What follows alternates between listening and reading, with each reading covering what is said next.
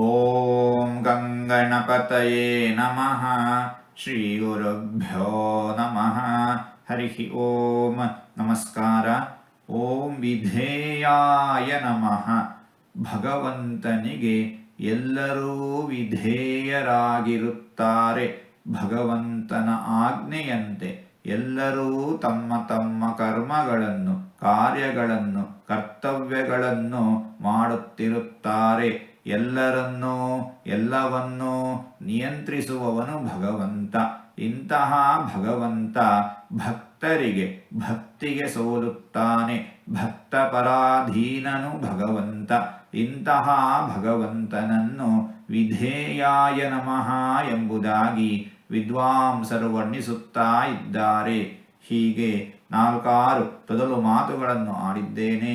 ಇದರಲ್ಲಿ ಏನಾದರೂ ತಪ್ಪುಗಳು ಇದ್ದರೆ ಆ ತಪ್ಪುಗಳನ್ನು ಬಿಟ್ಟು ಒಳ್ಳೆಯದು ಅಂತ ಏನಾದರೂ ಇದ್ದರೆ ಆ ಒಳ್ಳೆಯದನ್ನು ಮಾತ್ರ ಸ್ವೀಕರಿಸಬೇಕು ಅಂತ ಹೇಳಿ ಪ್ರಾರ್ಥನೆ. ಈ ನುಡಿಗಳನ್ನೆಲ್ಲ ಆಡಿಸಿದ ಭಗವಂತನಿಗೆ ಸರ್ವವೂ ಸಮರ್ಪಿತ. ಸರ್ವಂ ಶ್ರೀಕೃಷ್ಣಾರ್ಪಣಮಸ್ತು.